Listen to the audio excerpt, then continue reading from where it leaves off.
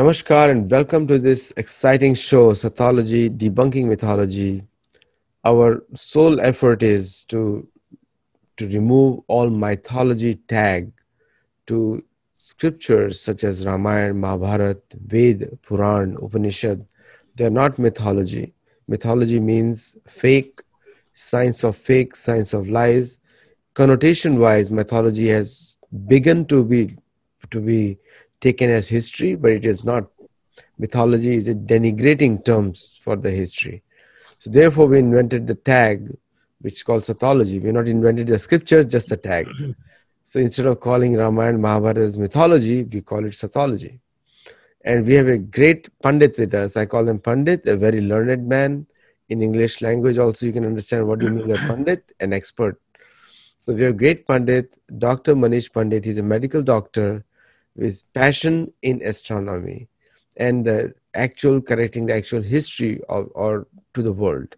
So let's hear from him. You heard him last few talks. You loved it, and this is another going to be an amazing talk on multiple topics. Some of the names you'll be hearing for the first time. So welcome, Dr. Jai, Manish Pandit. Jai Shri Ram, Pranam as usual. Aditya ji, it's a pleasure as always to, see you online. And it'll be a greater pleasure to see you in real life. But at the moment, nobody's able to go anywhere.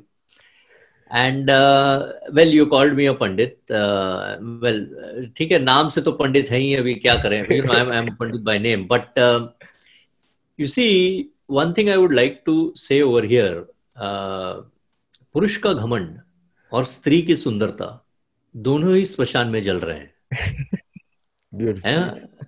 पुरुष का घमंड और स्त्री की सुंदरता दोनों ही स्मशान में जल रहे हैं। No, we are nobodies actually. Death is the greatest master when you look at it that way. There have been great avatars who have come on earth, and then they have gone back to their form, whatever their form they were in. Avataran is basically a descent into sort of human consciousness, but there is a divinity which is present with even in that humanity, whatever is there. Whereas normal humans, मतलब उनका तो जमीन में रौंदते जाएगा, मतलब the power of the what I would like to call fate, destiny, the universe, it will pound you. It will hit you into the ground so many times that you will remember who you are. And this is humanity, right? This is what happens to humans, and there is not a single human who has not suffered. So therefore Pandit is like isliye I always laugh, because there is so much suffering in the world that one has to only, one can only laugh at oneself, and one can only have compassion and mercy, and have sort of a degree of understanding of what exactly is happening. The great teacher Ramakrishna Paramhans once, he gave one basic message. He said, whoever is coming before you is a Bhuka Nanga Narayan, whoever is coming to you in want, in need, in suffering, is basically, he is Narayan. He is actually God, but you can't see him because your eyes are not having the capability to see him. Just like, when you look at milk, you don't realize, so how does yogurt begin to form in that milk? So, when you have the eyes to see, and therefore the vision sort of to be able to understand that how it could be happening, right? So then you are able to see that, actually whoever is coming before you, there must be some previous Rananubandha, which is there. Which is why they are coming to you. Nobody is coming to you just like that. They will come to you because of some karma, some past life connection is there, something is there. And that can be a very sweet connection, or it can be slightly not so sweet connection. And if it is not a sweet connection, well, you have to grin and bear it for as long as you can. And preferably, I mean, you may try and cut the connection, or you may, but the connection is there, right? And that is why the people are coming to you. And if you want to make sweet connections for the future, then you should always give. And the great teacher Swami Vivekananda, he said that, you must give. You will receive bountifully in abundance, you will receive in return, but you must not think of that, he said. For the moment, you must just give. And if you can give, and if you can give without thinking that you have given, which is even better, because vast majority of us will think that we have given, which we are not giving, but you're getting the opportunity, because like I said, in the fire of the of the smashan, of the funeral pyre, everything is burning anyway. So at the end of the day, you'll be left with almost nothing. This is highly important to realize when we contemplate that all these great scriptures which have come to us about Hinduism, where we are the people who have been given this beautiful teaching, right, about humanity and all that, which is already there within those scriptures, right? So this is very important for us to sort of keep in our minds and uphold. And therefore, one must always treat it as a sacred duty to, as far as possible anyway, you should try and, be very truthful about those researches and things like that. Because at the end of the day, someday you will be, we'll be on the funeral pyre.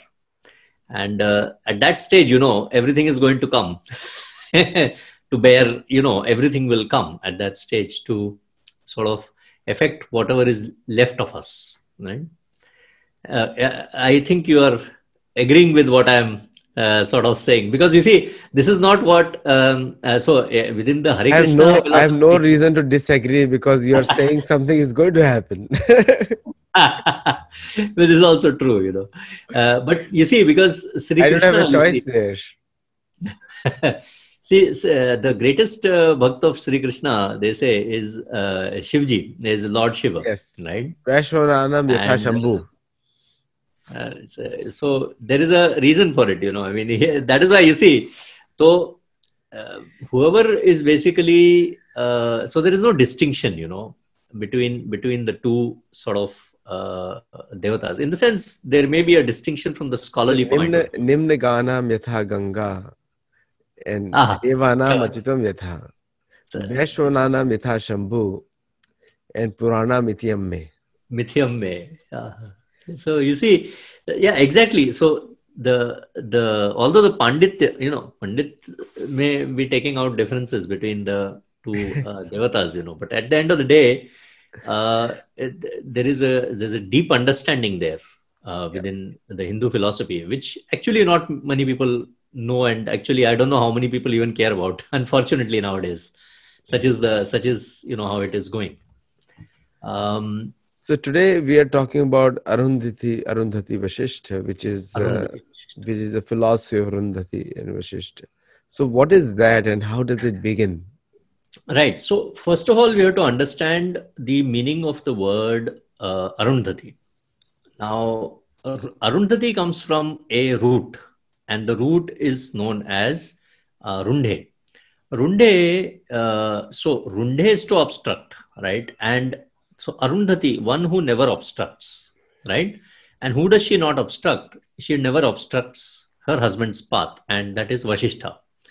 Now, the interesting thing is that these two, this pair have been mapped to a something in the sky, so to a stellar configuration called as Alcor or Arundhati and Mizar or Vasishtha. And they're a binary star pair which are circumpolar in the sense, circumpolar means they are rotating around one another. Basically, there's an orbit in which they rotate, essentially. I mean, that is easiest seen if somebody actually puts the, Redshift, opens Redshift or something in front of you, which I might do a bit later, we'll see. But main thing is that Arundhati is never walking in front of Vasishtha ever. Basically, that is the supposed idea, right, behind all this. Now, some researchers have said that there is a period of time when Arundhati is walking ahead of Vasishtha. And that period, they say, based on just right ascension, without using declination, without using latitude observer, which is, well, anyway, it is what it is.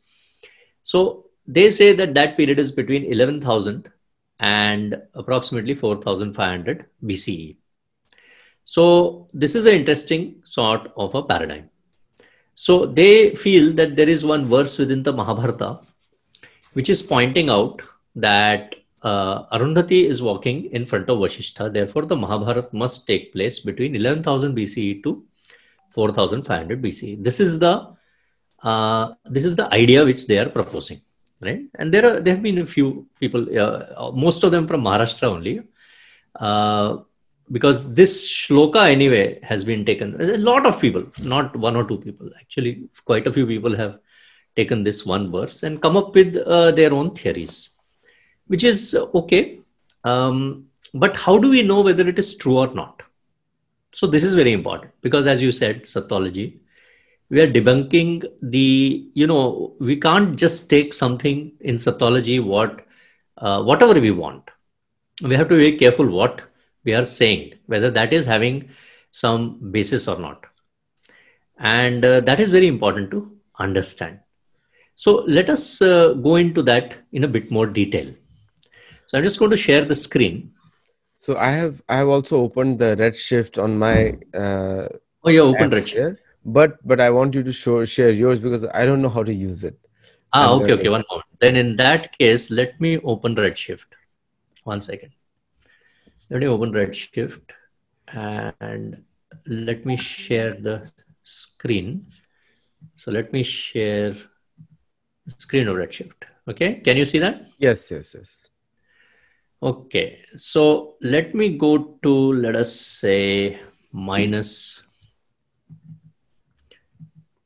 3067. So that will come out as 3067 BC is minus 3066, for example. So let us take that, and to just give a bit of an idea of where exactly this stellar configuration is, we'll try and see if I can bring it up over here. It's not very easy to do on this particular computer, but anyway, we'll see. 1 second. Let me get rid of that. And then we can come over here. Let me see if I can bring it up over here. Not onto that. Right. Let us go to Alcor. Okay. Alcor is the name of the star. So Alcor is the name of Arundhati.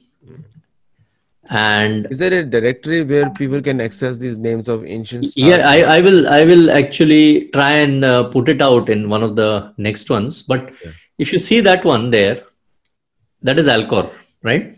Yes.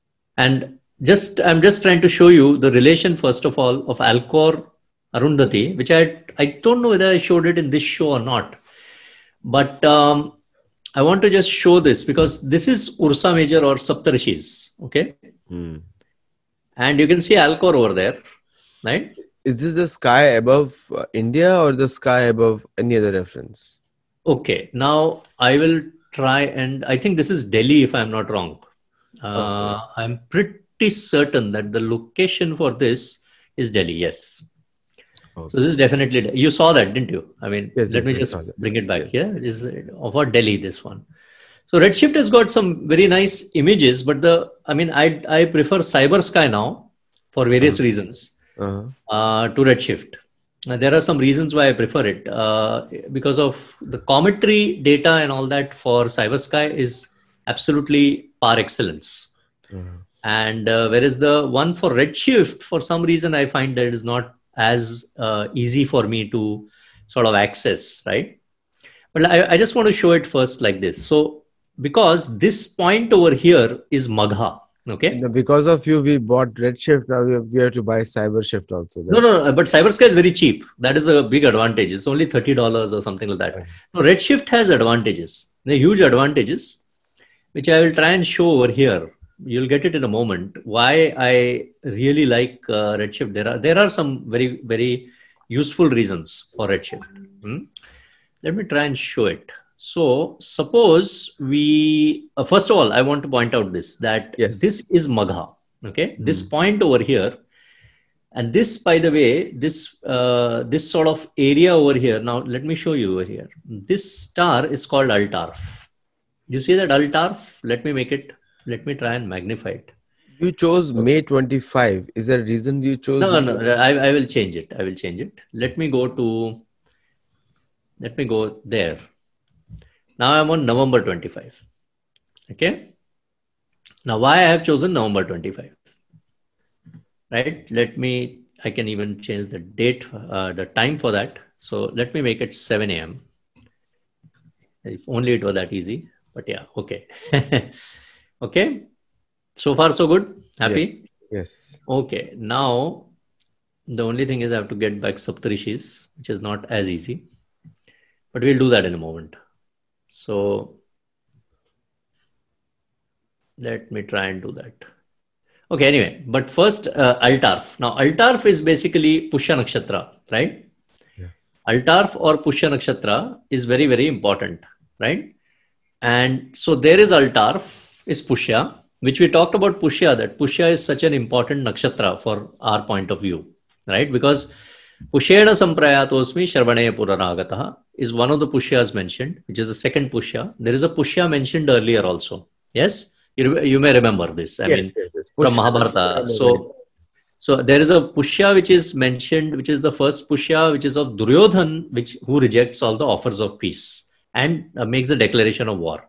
And there is another Pushya which comes after that, approximately 25 or 27 days later. And that Pushya is the Pushya of Balrama setting off on his pilgrimage.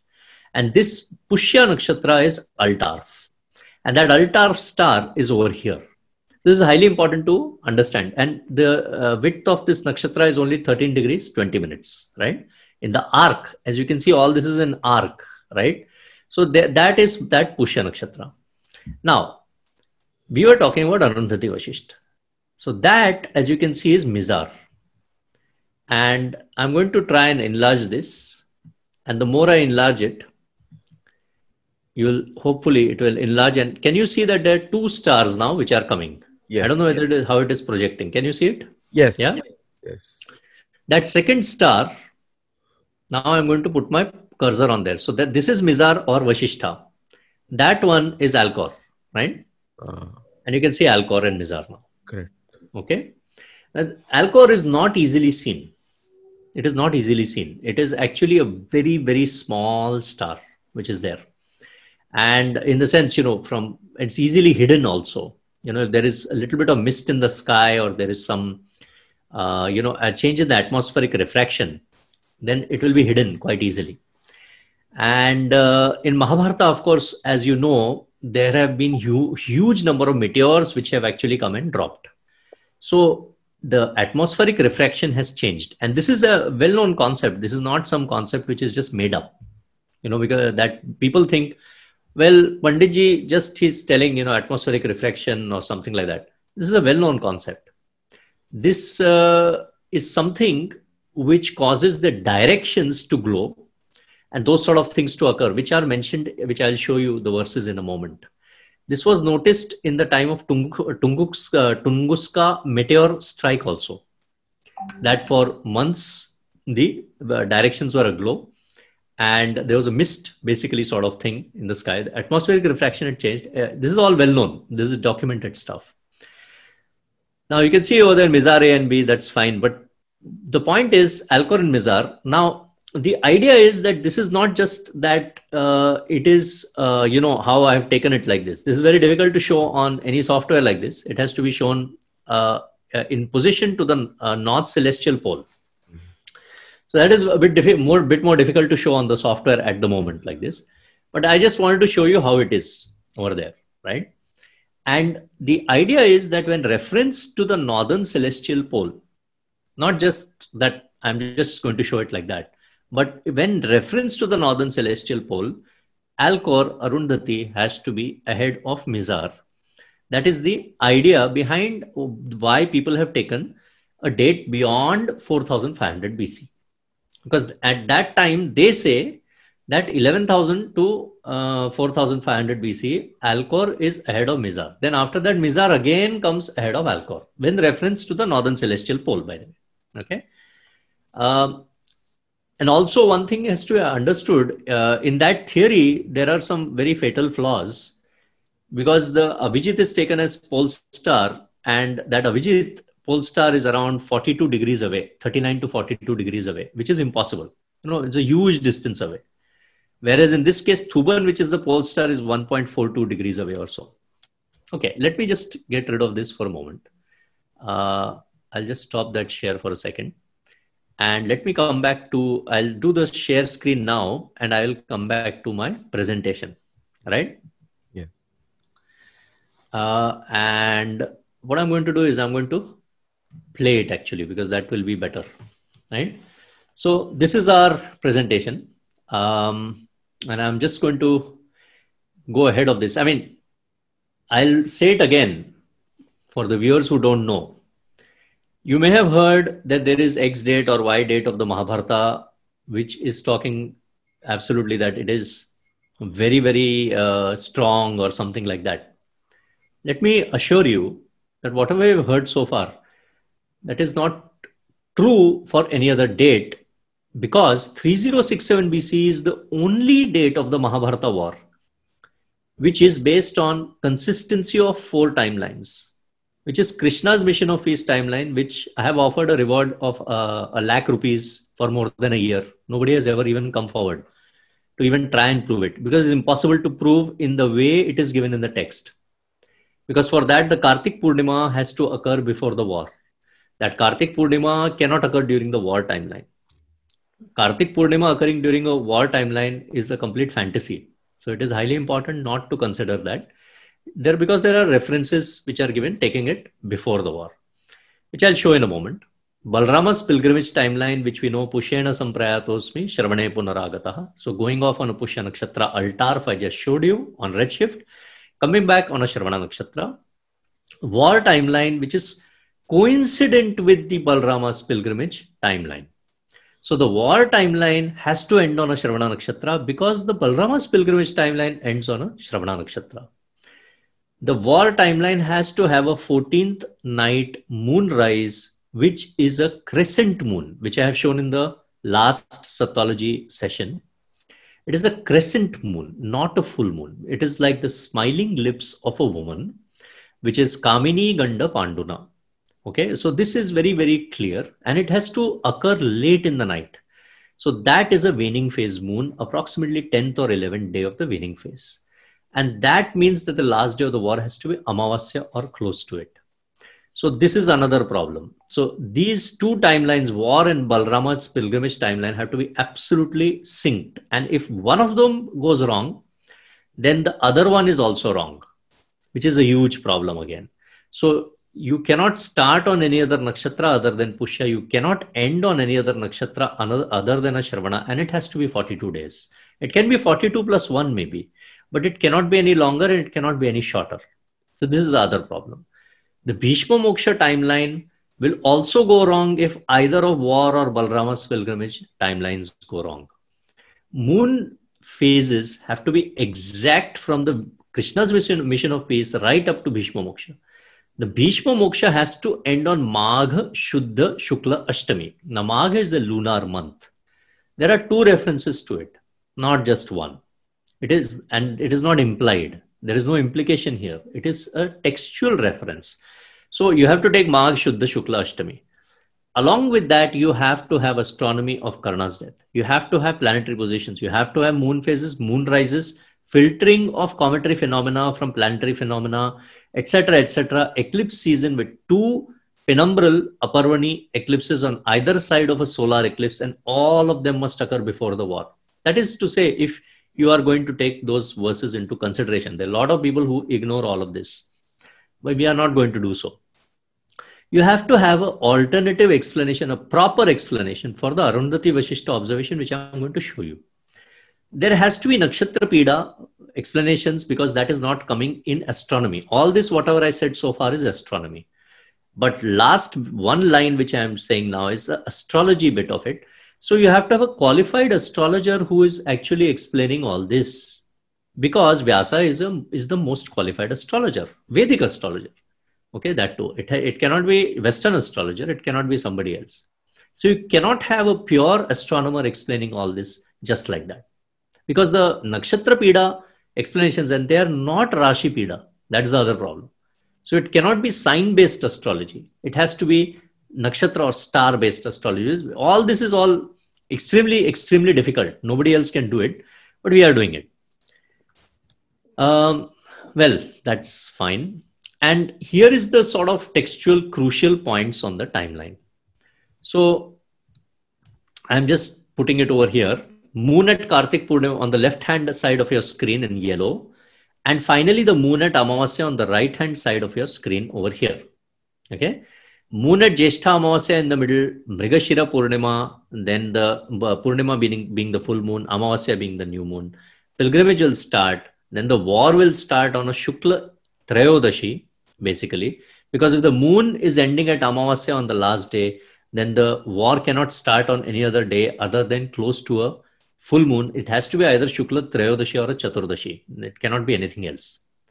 That has to be a Mrigashira Nakshatra or a Rohini Nakshatra at the minimum, because the last day has to be Shravana Nakshatra. Shravana is Altair. I'll try and show that to you on Redshift. Just if Aditya ji reminds me, I will show you where Altair is also. So that will be useful. And then there is the two Pushyas which have to be there, etc., etc. I mean, there's a huge amount of data. Textually, you have to be absolutely precise. And this is over around 75 days. So what happens is that, let me try and exit that for just one moment, because I want to just use my pointer. Can the pointer be seen? Yes. Pointer can be seen, yeah. Because otherwise people will say, Arey, what is he saying? You know, it is so difficult to understand. So I just want to just take it carefully. Now, this is the moon at Kartika Purnima. You remember that this is occurring over here. Approximately the distance between this and this last day of the war, which is over here. The pilgrimage and the war must end on this point. For Mahabharata, war must end here. This is around 70 days. Around 70 days. Here is the moon at Kartika Purnima. If somebody takes that Kartika Purnima over there, can you imagine the disaster it's going to cause in the timeline? Because this is said by Vyasa himself. Vyas himself has said, and Janmejaya has corroborated, that there is a moon at Kartika Purnima, and that point the Pandavas are sleeping in Upaplavya. So if you take that over here, you land up at the strange paradox of the Kaurava army in the battlefield with having nobody to face. There'll be nobody to face them because the Pandavas are still in Upaplavya, sleeping. So just for the viewers to remind, how far is Upaplavya from Kurukshetra? Well, I mean, there's a distance. There's quite a distance. So you cannot just say that Pandavas are going to be there, Kauravas will be here, because the problem is they are not. You see, there is another big problem. So for viewers, this is highly important. Hastinapur is away from Kurukshetra, right? If you take Delhi, if you take today's Delhi and you take it from Kurukshetra to Delhi, even by the modern car, how long will it take, right? So if you imagine that, now you imagine that Hastinapur is where Sri Krishna is, or he's on at least on the way to Hastinapur, right? During that Kartika Purnima, right? And that means that Sri Krishna cannot be over here. If you take that Kartika Purnima to be here, then Sri Krishna cannot be delivering the Bhagavad Gita to anybody either. And neither is Arjun on the battlefield. Neither is Karna, by the way. Because Karna has to meet Krishna also before the war, you see, and after the mission of peace has failed, right? So Karna is also not there. Bhishma is also not there. So now who is there? Only the Kauravas will be there, So these are the problems which face all the researchers who get into this sort of issue. So I won't go into that too much because I don't want to confuse people too much. Let me go back to the presentation. And so then another point is, did Dr. Pandit consider all the observations? Because everybody says, well, you must have not considered all the observations. No, in fact, I'll tell you something even more crazy, right? We are the only people to consider 60 observations of Drona Parva and take them and not say that they are conflicting observations, because they deal with the 14th night moonrise, which is a waning phase moonrise, and which is a crescent moon, by the way, explicitly described as a crescent moon, the smiling lips of a woman, of a beautiful woman. Okay, I'll take that away. And those are some of the observations which we have taken around. Approximately, these references come to around 218 references. And in addition to that, there are approximately 100 references which I have taken into consideration. It's all in my book. You can see over here. So these, in fact, in this list is not the Anushasan Parva, etc., because it's going off the page, but of the presentation slide. So those are, but you can find them in my book. They're all there. So let us go to Arundhati Vashishta. And what is that verse, by the way, first of all? Ya chaisha vishruta rajas trailokya sadhu sammata Arundhati tayapesha Vashishta prishtata krita. So what they are saying is Arundhati tayapesha Vashishta prishtata krita. Now, one of the meanings of prishtata krita is that Arundhati Vashishta prishtata krita. So that Arundhati is walking in front of Vashishta. This is the idea. Anyway. Now, is this idea completely correct? So I will come to that a bit later, that Arundhati is actually walking ahead of Vashishta, this particular thing. This verse can be interpreted in a couple of other ways by Monier Williams, where Monier Williams says that actually it could mean that, it's being carried on somebody's back is also a valid observation, or that Arundhati has become temporarily invisible. That is the other observation, other point. So let us look at why this verse is being used to try and prove the war must occur in 5000 BC or, before that. And let us look at why this is not true. It cannot be. Because there are other factors which actually prove that that is impossible, apart from archaeology, etc., which is totally against this concept. So one translation of the verse says that Arundhati is walking ahead of Vashishta, as we said. Is that the entire truth? Yeah, is that the entire truth? Yeah, just one point I have. We'll right. Just one point I have. See, I think and just a question also. Right. People try to do synchronicity. There is something with synchronity. Right. They try to synchronize Mahabharata dates with the Western version. I think that's where the problem arises most of the times, because not with Arundhati Vashishta. Not with Arundhati Vashishta, but I agree with you that this is a particular problem with a lot of people who are relying on archaeology alone. Because archaeology, as I showed a bit earlier in one of the episodes, I showed you the Yamala Arjuna tablet. I also showed the Barkal crater for Dwarka. There is no other event as significant as the Barkal crater, which would have created a mega tsunami, right? No other event. The meltwater and, meltwater 1A, B, C, all those meltwater theories are actually ending approximately 6000 BC. The question of that ever extending to a 5000 BC range will never arise also. So there's a gap around 500,000 years between that. That's number one. There are other issues. So Barkal crater is like a massive impact. And that impact, by the way, will go, if you look at I showed the landmass also, that there's no landmass in the middle. So it will go to hit Madagascar, it will hit Australia also. They have found those chevrons, right? And it will go, so it's like a Trishul, which is hitting Dwarka, right? But you're absolutely correct that a lot of archaeology-based people have taken the archaeology to mean that Mahabharata will never go beyond 2000 BCE. Correct. But the traditional date, even at the time of Chandragupta Maurya, was always 3000 BCE for Mahabharata. And I have also shown you in one of the previous episodes, I have shown you some other findings like Madhavacharya's verse from his own words, where he says that he was in his previous incarnation as Bhimsen, he was there around 3063 BCE. So he has said 4,300 years before. So all these are very, very, very important things. The Nammalwar tradition is already there, which is pointing to 3K BCE also. The Burkle crater is there, which is a single event, which is in the last 10,000 years, you'll not find something like that. 19-mile crater in the Indian Ocean from a comet impact.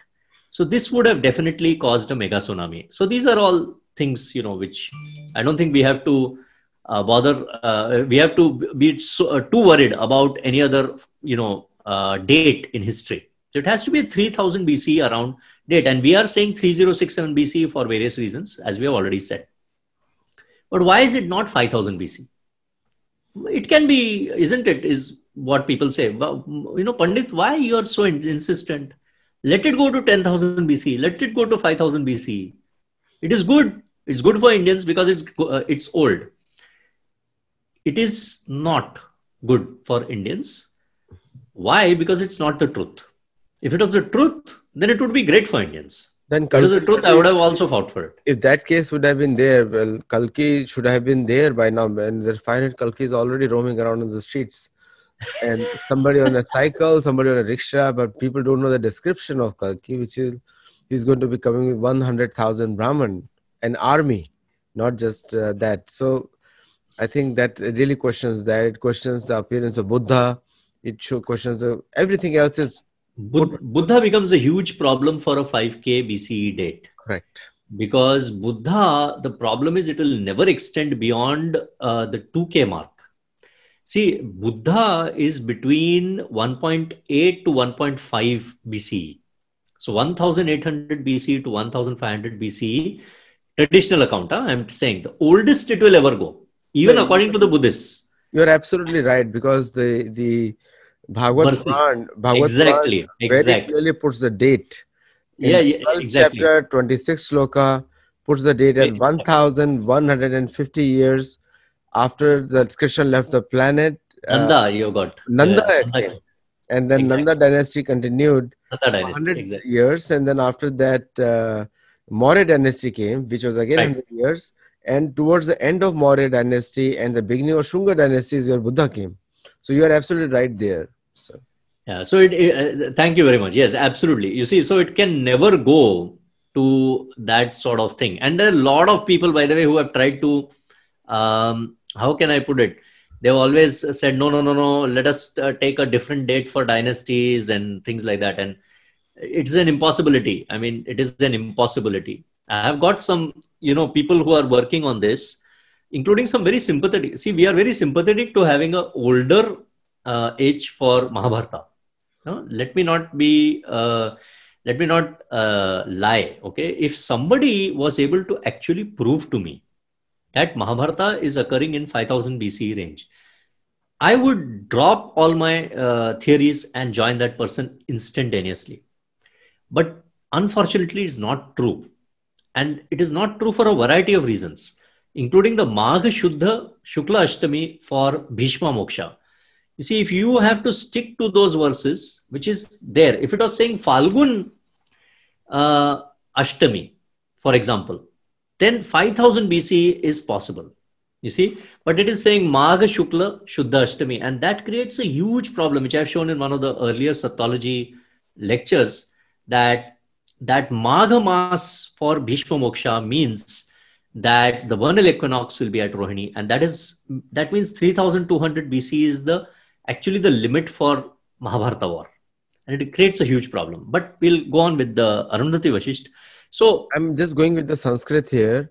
Right. Arundhati Taya Pesha Vasishtha Prishtata Krita means she has placed him on the back. Actually, is the actual verbal literal translation. Yeah, Prishtata means back, because Purva is the front. Right. So if you look at the front, then Prishtata means in the back. Yes. So, and it can mean that now there is I'll come to that a bit later, that there is a verse in the Ramayana which actually talks about this also. And there's a Dirghatamas Rishi also who's talking about it. We'll come to that in a moment. But one translation of the verse which has been taken, we have to be fair to all the researchers. One translation does say that Arundhati is walking ahead of Vashishta during the war. And is that the entire truth? And let's find out. So, is this verse of Arundhati, this is because, Tarka, logic. Is this verse of Arundhati walking ahead of Vashishta, unlike a Pativrata? And please don't beat me, whoever is listening to me, all the women. I know that there is, Nari Shakti, we believe in Nari Shakti, there is no issue there. So please don't beat me for this. But unlike a Pativrata, from that description, is this verse only happening during the war?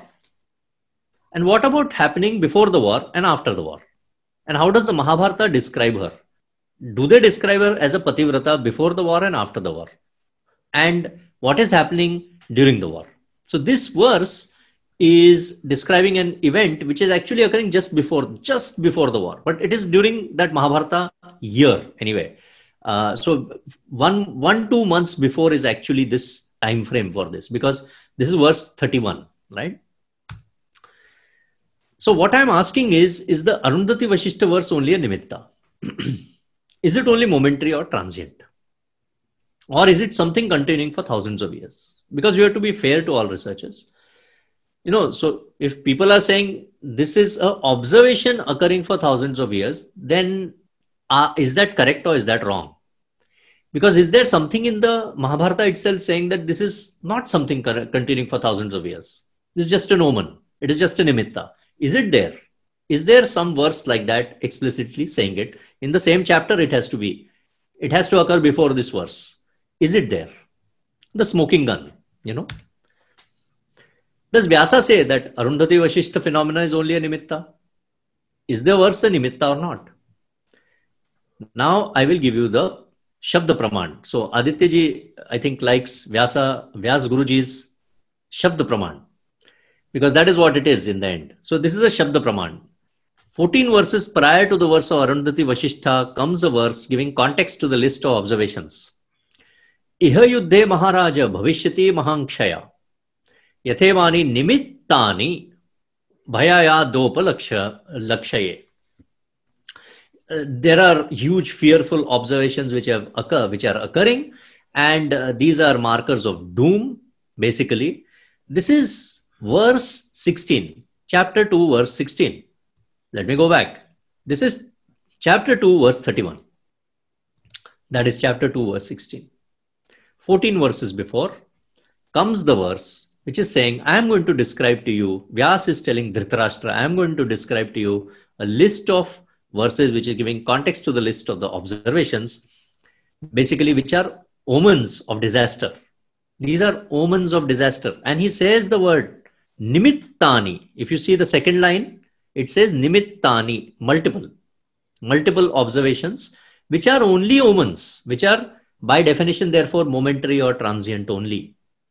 So they can occur for maybe a few months, a few days, maybe even 6 months, maybe a year, I suppose, but not more than that.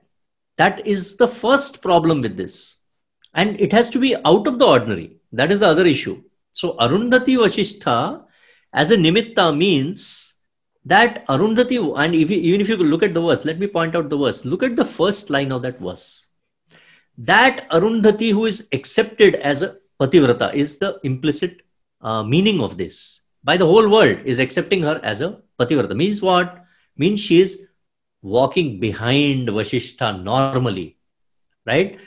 Even she has walked ahead. That is the idea behind this verse. But if that is the case, then with this, it becomes a nimitta only, a momentary observation only. And when can it become a momentary observation? Out of the ordinary, out of the extra, it is an extraordinary thing which has occurred. How and where will it be extraordinary? Let me give you an idea. Suppose there is a person who is going on a motorcycle, and every day he comes out of his house. And every day he comes out of his house approximately 10 minutes before his wife. And He goes to work. And his wife comes behind him on a kinetic Honda. Okay. In India, I mean, because a lot of Indians will be watching this, or maybe she's on a smaller Kawasaki motorcycle, let us say. Okay. And she is going behind him. She comes 10 minutes before, 10 minutes after him every day. In the sense that she comes out of her house 10 minutes after him every day. And this carries on for a full year. And a lot of people are able to even match their watches according to what time they come and go. Let us say for a moment. But what happens suddenly is that for 5 or 10 days in the middle, that woman comes out of her house 10 minutes before her husband on her motorcycle only, and the husband comes later. Now it becomes an extraordinary observation which people say, oh, what happened today? Why she come today? She's going first and the husband is going second. You're getting to understand now where I'm coming from. So this is an out of ordinary observation. So for an out of ordinary observation to become, so for an observation to become a nimitta, it has to be an extraordinary observation, something which is noticeable. If it is something occurring for thousands of years, so suppose the husband and wife, suppose the wife coming out first and the husband going next is occurring for the whole life, will anybody notice that the woman is going first? It will not. Why should they? No way. Yeah, I mean, do you see what the thing is? Yeah. So it has got to be an extraordinary observation. That is the whole issue with nimittani. And that makes it a real problem. You see, for anybody who is now claiming that this thing is pointing to that 11,000 to 4,500 BC time frame, when according to their data, which by the way is not something which is universally accepted anyway. It is something which is accepted by one or two people only. Okay. So some people who have said that that is the case, then for them the issue becomes that it is not a nimitta in that time frame. That becomes a huge issue. Okay. So this verse is clearly saying that it is only a nimitta. Now this becomes a problem for anybody who wants to take it beyond 4,500 BC. I mean, even I would love to do it, but this verse stops me. And this verse, by the way, you will not find it. Whichever astronomer has ever proposed a date of Mahabharata going before 4,500 BC, look in their book and see. I mean, it may or may not be in the reference list, but see whether it is quoted anywhere, this verse. And I'm showing you the verse, by the way. I'm showing it to you in black and white in front of you. It is there in the critical edition. It is there in most of the other editions also. It is there. Verse 16, chapter 2, Bhishma Parva. This will be a terrible war. This is a long list of frightening omens which have been observed. Basic definition, okay, of basic translation I'm giving you. And what are those verses, by the way? Just so we get an idea of what are the verses which come before Arundhati Vasisht, before verse 31. Verse 26. Devata pratimas chapi kampanti cha hasanti cha vamanti rudhiram chasye svidyanti prapatanti cha. I'm giving you, this is, by the way, translations courtesy Mr. Koch. I have taken that particular, those verses like that. In my book, actually, it is from the critical edition itself, but the verses are absolutely the same. Murtis, the idols of the deities, the murtis are trembling, smiling, vomiting blood with their mouths, they sweat and they fall down. So this is how long is it occurring for? See, if a deity, murti, was to do this for thousands of years, do you think that anybody would go and worship that murti? You see where the problem starts to arise now. So this is a omen. This is an omen. Somebody has gone there and maybe seen some blood over there and said, "Arey, ye kya ho gaya? You know what has happened?" Or they have seen that there is some sweat on the deity, which, by the way, murtis do sweat. I just want to quickly point out that the murti of Dakshineshwar Kali, which is there in Dakshineshwar currently, the current murti which is there, the idol of Ma Kali, right? That was installed, that was lying in the house of Rani Rashomani, who, was the person who was a zamindar of that time, who wanted to put this murti in place. And one night she got a dream saying, I'm feeling incredibly hot. The Devi came to her in the dream and said, I'm feeling very hot. You need to install me instantaneously, very fast. And so they opened the casket in which the murti was kept, right? And they found beads of sweat on the murti, on the deity. You see, so this is not a completely unknown phenomenon, by the way. But how long is it occurring for? A few, moments, right? Let's look at the next verse. Anahata dundubhya pranadanti vishampate ayuktascha pravartante kshatriyana maharatha. So without being beaten, the drums are giving sounds and the chariots of the Kshatriyas are set in motion. Right? Okay. I mean, how long is it occurring for? Are chariots just riding by themselves all the while? In which case, the Mahabharata war also, it will be riding like that. But it's not. So, right? Aditya ji was about to say something. It will be like Chinese drones, which they're flying without any control. Chinese drones. Yeah, I heard the news that their drones were flying on their own. That's what they claimed to Indian Army, that they were not being attacking. They were just flying in the air.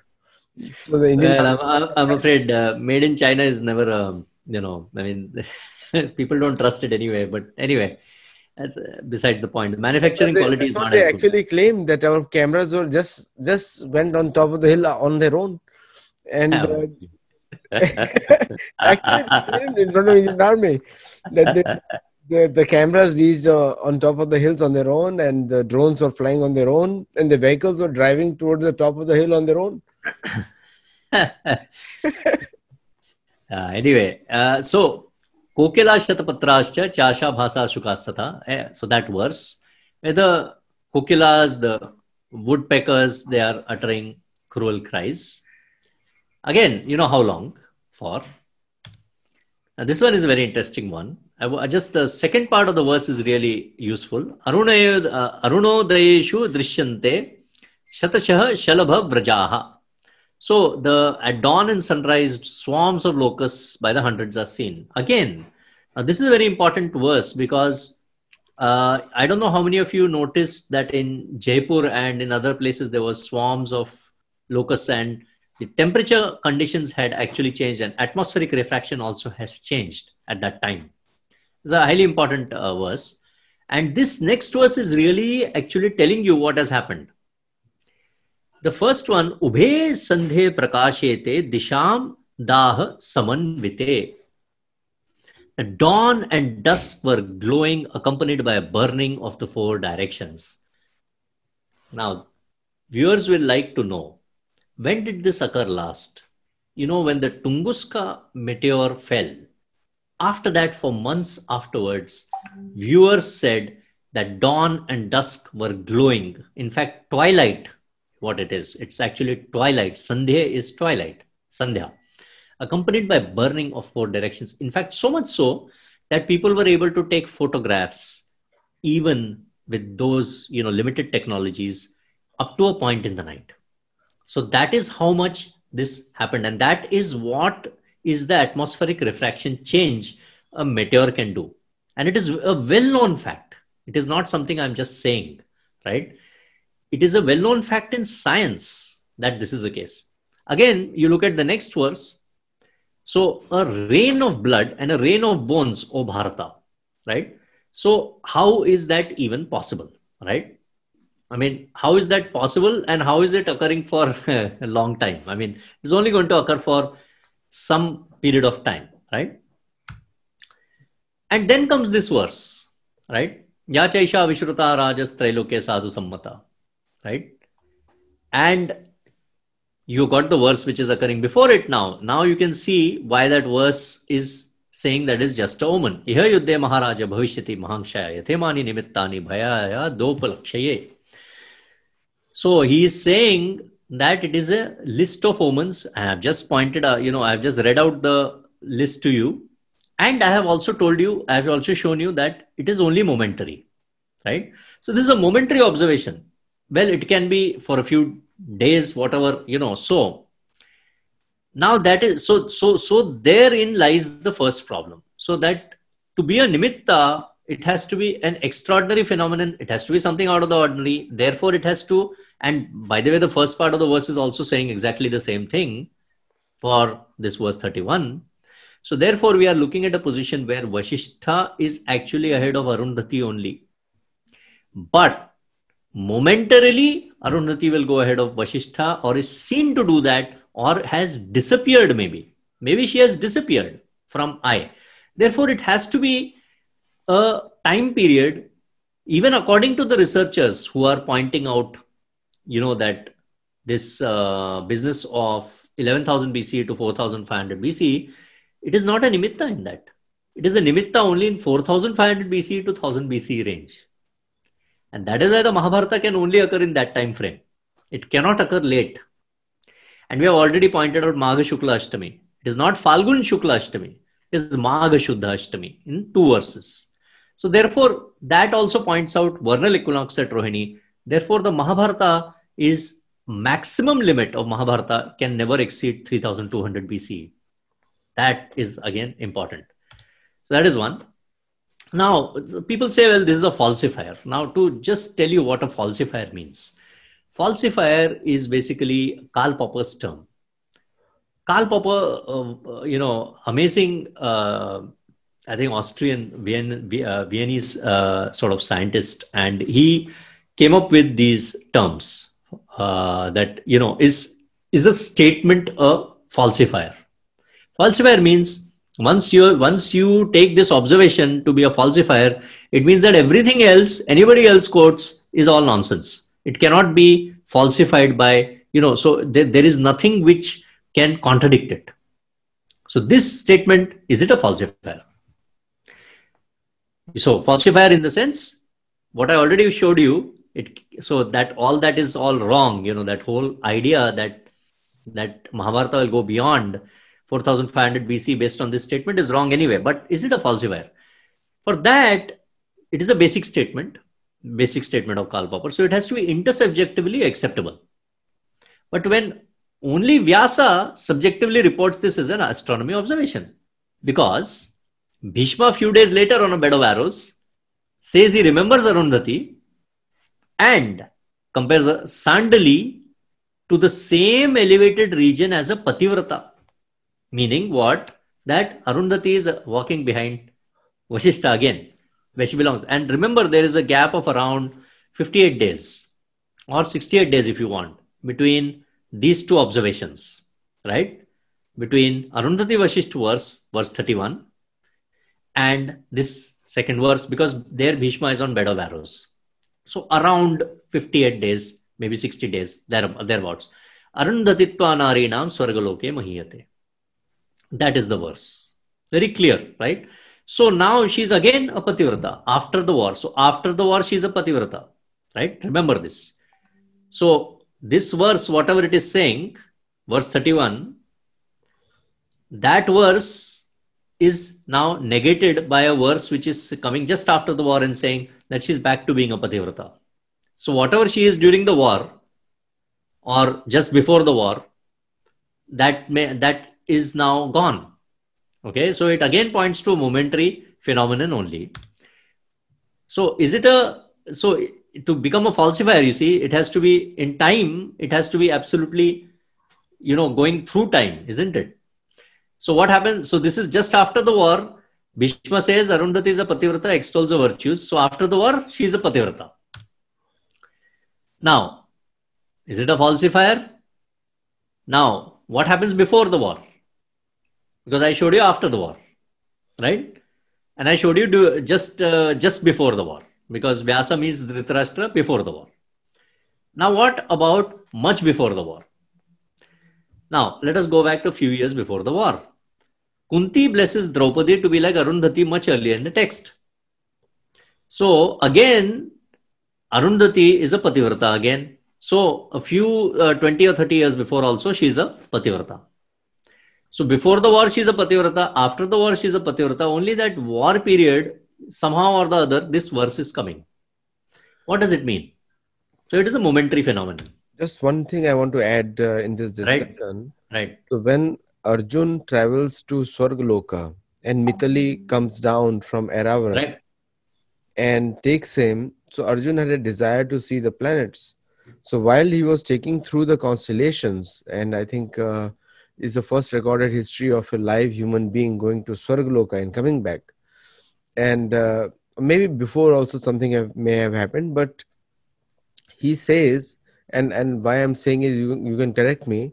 The Mahabharata says, Mithali says, these are the places of residences of great sages. So therefore, the right, astronomy becomes important for us, because these are not just random stars in the sky, which AB, right, Alpha, Astro, whatever names people have given, but our philosophy takes them as the actual residences of these great sages. right. Now let me take that a bit further. Yeah. Ramakrishna Paramahansa, in one of his meditations, he says that one fine day he was meditating and he went to the region of the Saptarishis, right? And so a child is coming from the region of the Saptarishis and taking one of the Saptarishis with him, like that. That is what he has described. So, but what I'm trying to say is that that is sort of like astral travel or whatever you want to call it. But if Ramakrishna Paramahansa is describing it, I am willing to accept it as the truth. If somebody else had described it, I would not accept it just as the truth. But definitely, and it is given in the Shastras also. So it is, I mean, through meditation and things like that, these things are possible entirely. But for the purposes of the astronomy, what we are trying to point out simply over here is that Arundhati, before and after the war, is a Pativrata only. But you're absolutely correct in the sense that the subtle, so from the viewpoint of, what can I put it? From the viewpoint of the Vedic idea or spirituality, completely different from what we are talking about in terms of today's science, which is not able to quantify some of those things. What you and I are just saying, but those are also not wrong in the sense, because there's, although subjective, there's still subjectively there is some sort of an idea over there which is being presented about astral travel, as you just said, right? And So also the so much respect has been given to these stars. Like it right, cannot be right, just like if Vyas is giving so much importance to these stars and astronomy, there must be some personal reason also there. Where I'm saying uh, the yes. right. Yeah, what you're absolutely correct. Again, in the sense that there's a subtle body, which is, what they're talking about over there is a subtle body for all the grahas and the stars. So that is what they're sort of trying to point out. So even Dhruva is therefore taken in a very different sense from that point of view. So anyway, less than 30 years before, Arundhati is a Pativrata. After she's a Pativrata, only during that, just before the war and during the war, there is a verse which is occurring, verse 31. So is the Arundhati verse, Vashishta observation universal therefore? So any theory based just on this, is it universal?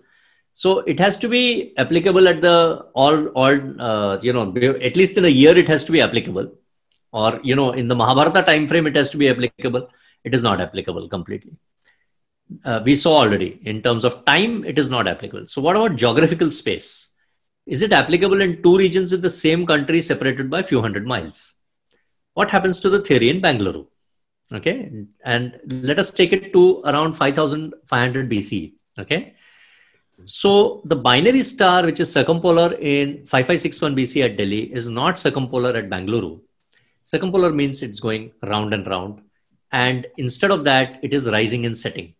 So over here, the binary stars rise and set in Bangalore. And guess what? Alcor Arundhati rises earlier and sets later. Then Vashishta, like a Pativrata. Last sentence. And so Now so there is the paradox, right?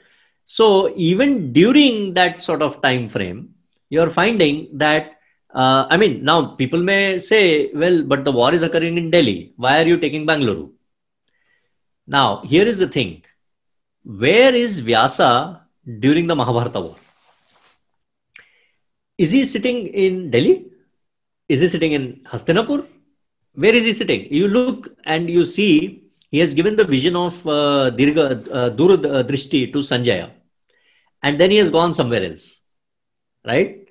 So he could be somewhere else. That is the first problem. So where is he seeing all this from? Right? So this is number one. But the number two thing is that for a theory to be universal, you see, universally applicable, it has to be at least applicable in India, right? Or at least within those latitudes, longitudes, right? And it is not. So that is one interesting sort of a point which I just wanted to make. And so, Arundhati has not left Vashishta behind, and she remains a Pativrata. She rises earlier, goes to bed later than Vashishta. Even in the 5500 sort of a BC time frame. So what was observed in the Mahabharata time was only momentary. It is a nimitta. Again, just to point out. And we looked at the context of the verses before. And we looked at that is from the critical edition. All the verses, I'm just giving you in a line over there. So verses before and after. And the verse after, by the way, Rohini Pida Sham Sthito Rajan Shaneshchara. So that is the verse of Saturn giving Pida, Nakshatra Pida to Rohini. And again, how long will that occur for? And again, that is for a few months. Well, better part of a year, you may say. So that is there. And the context of the verses we already talked about. And how long did the phenomena mentioned in the verses last? Days, months, years, centuries? Option A, kaun banega crorepati? Option A, days. Option B, months. Option C, years. Option C, centuries. Button दबाइए, lock करिए, सही उत्तर है. You did not. E option you did not give. E. E will be what? Millennial. None of the above. None of the. नहीं, उनका चार ही होता है normally ना. ई होता है, आई डोंट, ई नहीं होता है, ABCD होता है वहाँ, चार ही होता है नॉर्मली वहाँ. तो मैंने भी चार ही रखा है as a result. So, but so months is probably about right. So how long did these things go on for? Because if you look at the Tunguska meteor and see, after the meteor strike, what has happened. So those phenomena went on for a few months, actually. So there we are. So how long did the phenomena last? Days or a month, and so on. So, and even the verses occurring after, so the verse 32 is for maybe 9 months, 1 year. The verse 32, the next part of that verse, second part of the verse, is around few hours. And verse 33 may be days. So these are all momentary phenomena. That is the problem. So that is the issue.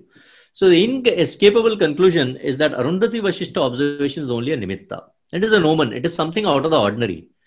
Which by Karl Popper's words, because Karl Popper does not accept astrology or omens for falsifier. So it cannot be a falsifier. So that is the other problem. The next problem for, is Arundhati Vashishta falsifier by Karl Popper? For a statement to qualify as a falsifier under Karl Popper's theory, it cannot be omen or astrological observation. So that is gone again. Now let us come to something slightly different. So is Arundhati Vashishta observation as observation occurring for centuries accepted by everybody? Well, it is only accepted by Vartak, by Dr. Vartak and a few other people here and there.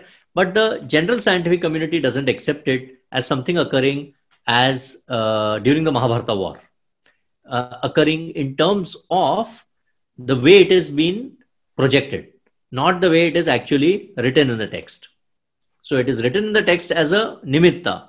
As a nimitta, we accept that it is occurring during the Mahabharata war, and how also we are describing through the term of atmospheric refraction, right? So that is one. And Popper himself says that if the verse is not accepted as a consensus by the community to qualify for a falsifier, then the statement may not actually be empirical or scientific in the relevant sense. This is highly important to remember from Popper himself. Now, other possibilities, let's just go to that. There are different meanings for Prishtata Krita. So it says to place something or somebody on one's own back, to leave somebody or something behind, or to abandon somebody or something. So these are all given in Monier-Williams dictionary. C, I just want to consider that if Arundhati is not visible due to temporary reduction in its brightness, then that is like a temporary abandonment of Vasishtha by Arundhati. And what can the temporary reduction in brightness of Alcor Arundhati be due to? What can it be due to? Well, we have got verses over there. You look at all those verses. Kritikasu grahastivro nakshatre prathame jwalan vapushyam aparan bhasa dhoomaketu ivasthita dhoomaketu. Comment. Okay. Dhoomaketur mahaghora pushyam akramya tishtati. The first, so just let me exit that for a second. That verse, which is pointing to a great comet at Pushya, that verse, which is pointing to a great comet at Kritika, not Pluto, by the way, which people have taken it to be Pluto. But the verse itself is saying it is a Dhumaketu. The question of that being Pluto doesn't arise. Vapushyar aparan bhasa Dhumaketu rivasthita. Like a Dhumaketu, it is standing over there. Kritikasu grahastivro. Right? Tivra graha, which is like a Dhumaketu. And then let us look at this verse. Graho tamrano shikho prajwalata ubhau saptarishi udaranam samachadya vai prabham. And we already described this verse in one of the earlier readings of Sattology, where graho, grahas or planets, it could be, or grahas, something which has the power to grasp. Tamra arano. Tamra arun, meaning like copper, coppery red. Shikho, shikha. Now, which graha has got a shikha? It's a very simple question. All you need to do, because comet Neowise was in the news, you Google it. And some of the images which will come up will show you the tail or the shikha of a comet. And so, graho tamrarano shikhau prajwalata bhuvau saptarishi udaranam samochchadya pramam, that which has penetrated the saptarishis, right?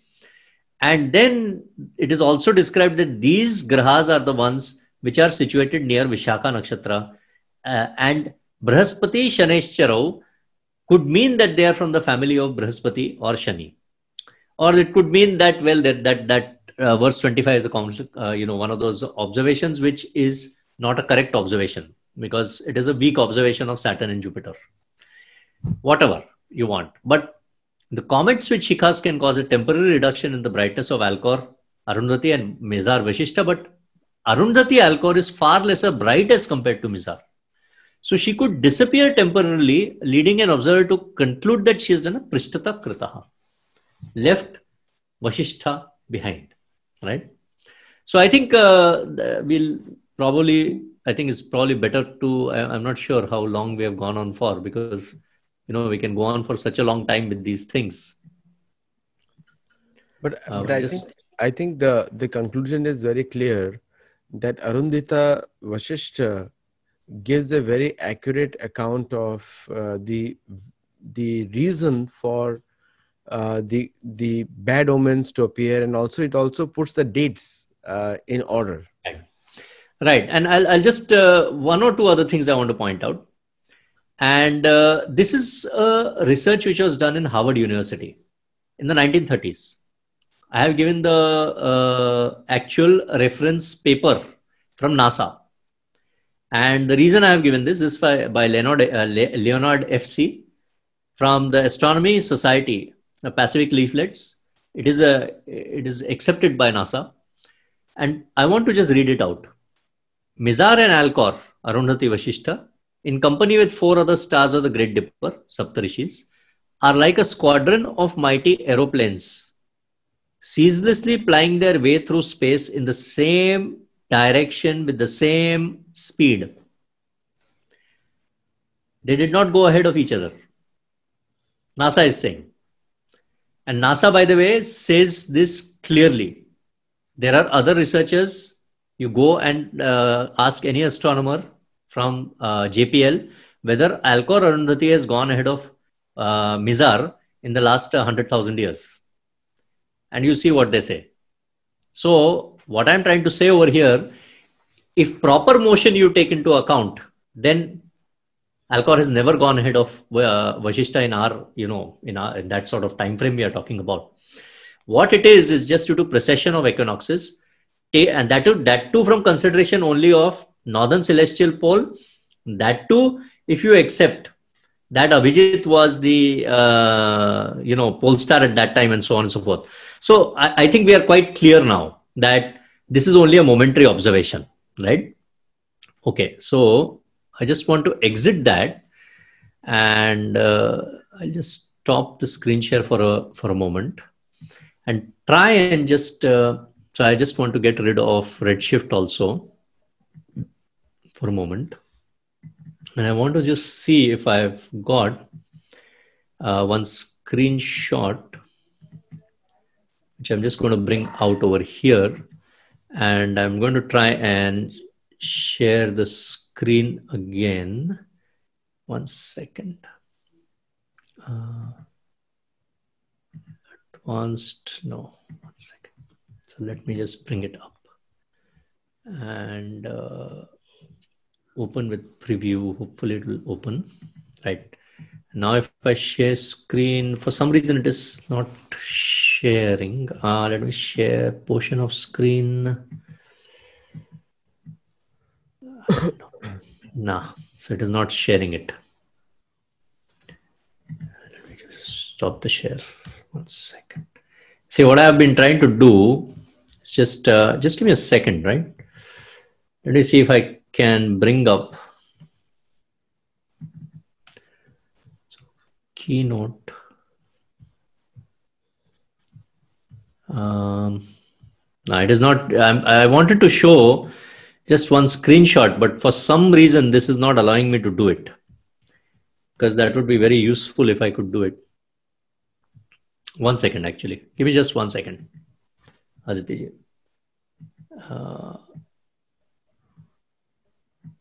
Okay, 1 second. Okay, and let me just bring this over here.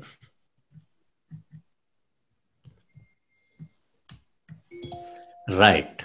Okay. Now I think I will be able to just show you something which I wanted to show. So let me just share now. 1 second.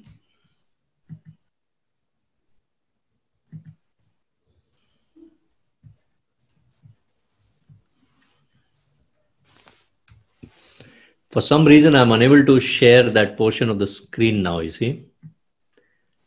1 second. Let me get rid of that.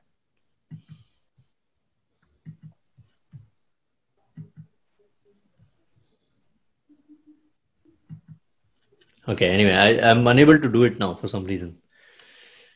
Otherwise, I would have shown you one very interesting slide, which is there with me, which is the one about the right ascension data, basically. So that, for some reason, it is not allowing me to share that anymore.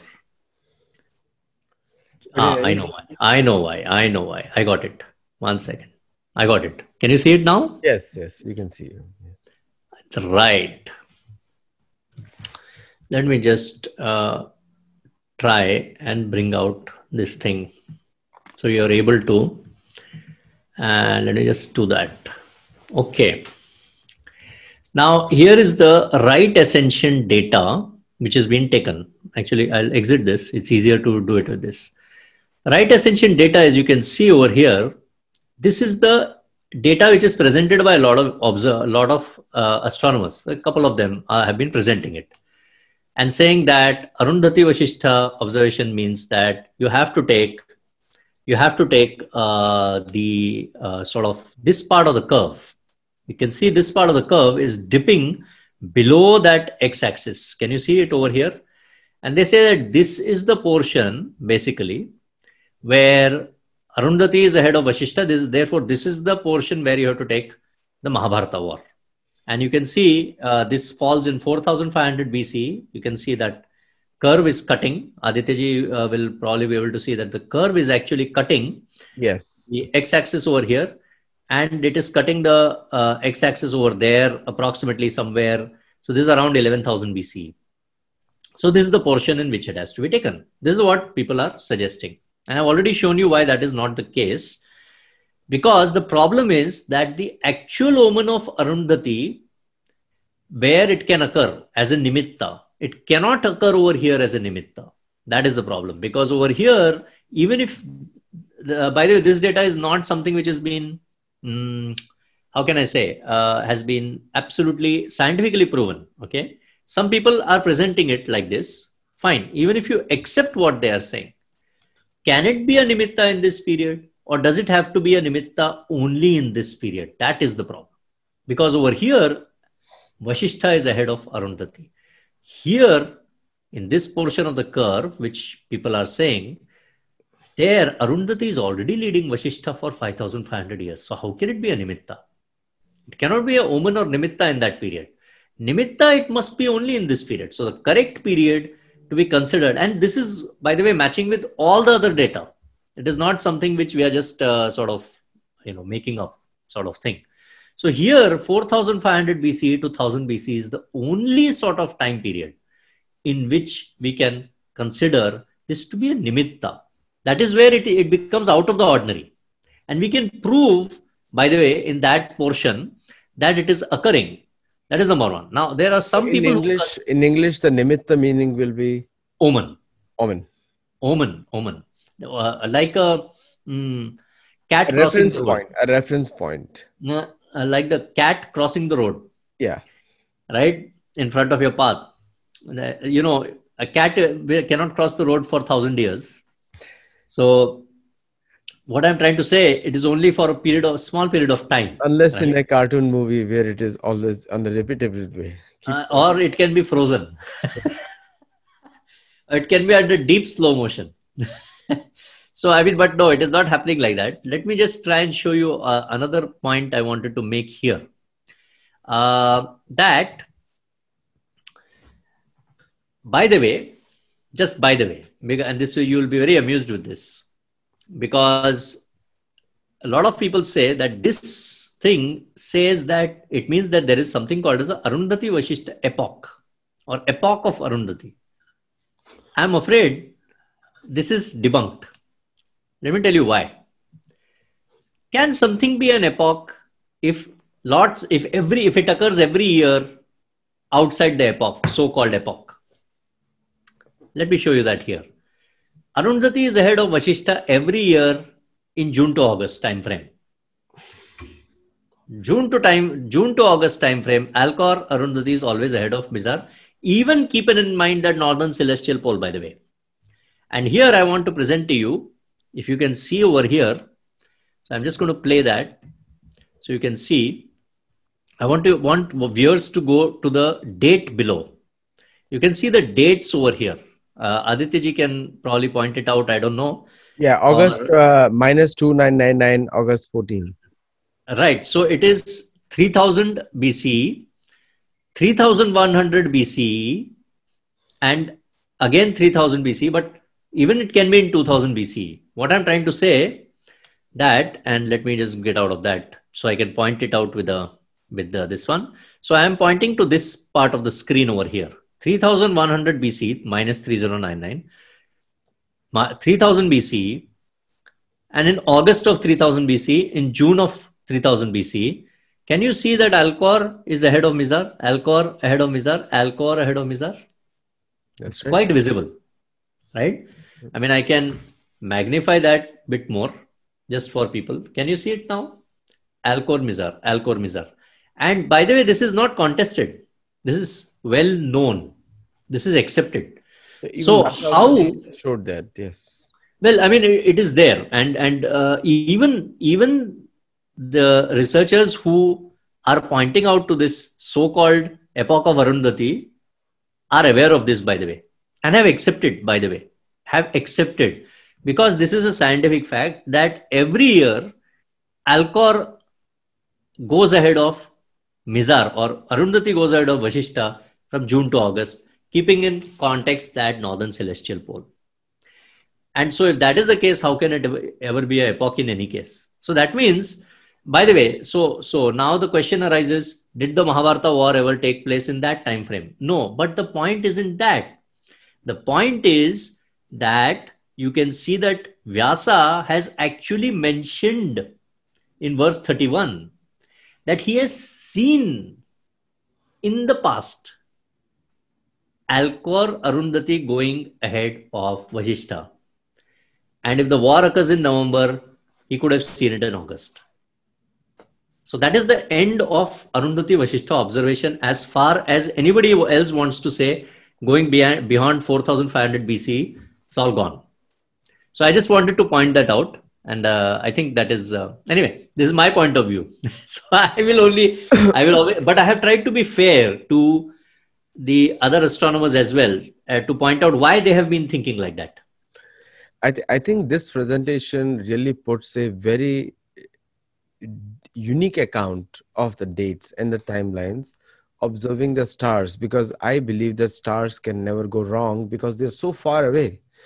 You know, if you look at the light years travel, then and if you see from the point of view of the star, then the Mahabharata just happened a few seconds ago, because the timeline differs as the distance goes, the timeline. So for them, the reference point of stars will not change even today also. It's just 5,000 years back. So the stars constellations that we see today also determine the time on the planet, which is few seconds from the point of view of stars. But anyway, we are living in a human existence. So in the human existence, even to travel from US to India is 17 hours usually. So we have to take that into account with the speed of 500 miles an hour, 600 miles an hour. So thank you. Yes. I just wanted to point out, Aditya, one small thing that for viewers, it will be a very interesting thing to go and check. Any of the astronomers, whenever they have presented Arundhati Vashishta, have they ever presented, when they call it an epoch, have they ever said that, by the way, we do need to tell you that it is not an epoch because it is occurring every year in June to August time frame, which can actually account for Vyasa's having seen it during the Mahabharata war. Have they ever said that? You go and ask, and you will see some very interesting faces and very interesting things occurring. It's important. You have to, as a scientist, our problem is that we have to put all the accounts in perspective. We must ask. We have to ask the questions. No, with that, this was as usual, a great conversation, Dr. Pandit. You are my real Pandit right now here. You tell us the real thing using, and you're also making me use to Redshift, which is a very unique thing. What I need from you is a mapping, which is important for us. I'm not an astronomer. I'll show you. I can show you next time. Maybe I can go through just Redshift or just CyberSky or something like that. We can do. No, right? At least the Indian names, Vedic names versus. I will do that. I will do that. Important for us. And you can write on our portal also, sathology.org or .com. Sure. So people can get educated on that. Thank you so much, viewers, for joining. You have been staying a long time, and the show is going on since 6:30, and I can see the same audience hanging on. So 2 shows on a Sunday, and it's a knowledge overdose. So have a good day and enjoy. Namaskar. Jai Shri Ram. Yes.